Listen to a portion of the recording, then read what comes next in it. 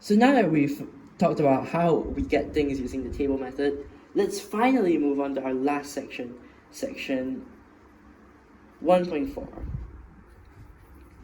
Now this is going to be interesting because we finally are going to get to our first property. Property 1. Now I'm going to write it in like really mathematical notation. So like for all like A and B, like you've seen earlier, we could have A equals to 504 or B equals to 140, except they have to be in the set of natural numbers. And for all A and B in the natural numbers, there exists uniquely like one single combination of HCF and LCM. Now we're trying to prove this here. We're trying to prove our great property 1.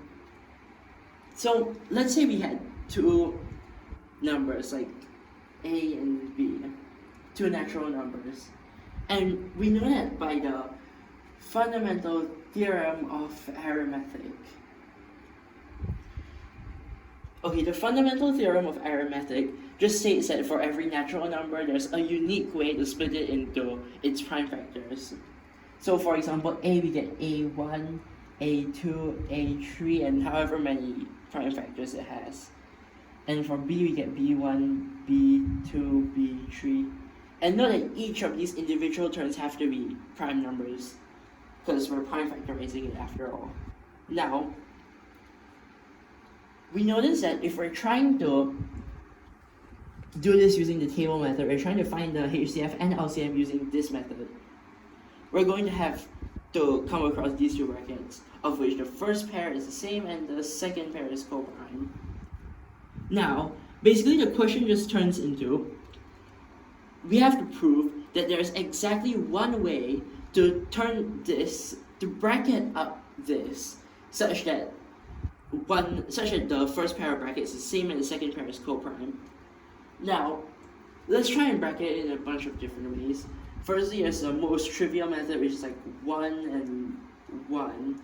They're both the same. So we know that the first condition is fulfilled. Now, second bracket now just has x and, no wait, A and B. Because like A times 1 is A and B times 1 is B. However, if these two are co-prime, then, well, that's really lucky. But most of the time that isn't the case.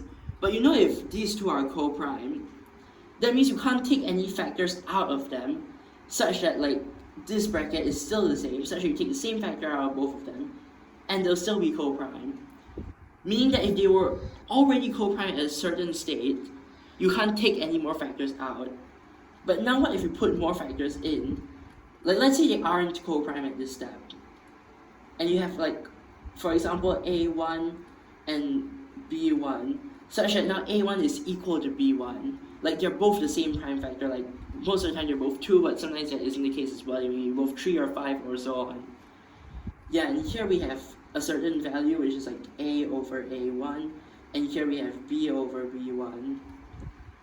And now, if these are co-prime, now we know that A1 and B1 are equal. If we multiply both of them by A1 and B1, then they won't be co-prime anymore, because now they've got this equal prime factor, which is A1 and B1. But we also know that if they are already co-prime, we can't take any more factors out of them. So similarly, we get this case where if any single combination out of this or any other combination is gonna actually turn out such that the first bracket is the same and the second bracket is co-prime, then it guarantees that any other such combination of brackets won't have the first pair the same and the second pair co-prime. Which means that we have therefore proved that there can only exist one possible pair of our HCF and LCM. Now finally, we have come to the end of the first session. Now, we've learned 4 things today. First is our factorization and our prime factorization.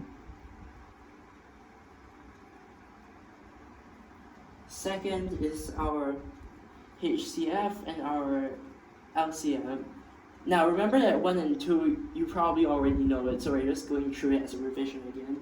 But for 3, we learned the great and powerful special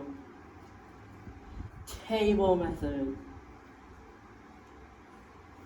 Now you've got to remember this, and if somewhere in the next few videos you don't get the table method, you can always come back here and figure out how to do the table method again. We're gonna have to reference it a lot in our proofs of like the other properties, the other identities and stuff. Now always remember that it's really special because I made it. Yeah, I'm really, really proud of that. Now of course we still have our last section, which is our property 1. For every pair of A and B in the natural numbers. Now let me remind you that this is every pair, not necessarily every distinct pair. So they could very well be the same and it still works. Like it just comes up with that case where like the first bracket is just x and y, while the second bracket is both like 1 because they're all common. Like all of the factors are just common. So you don't have to be distinct. So there exists uniquely like only 1 pair of HCF and LCM of these 2 numbers. Now finally we've come to the end of the video. Remember to watch the rest of the videos in the series and goodbye.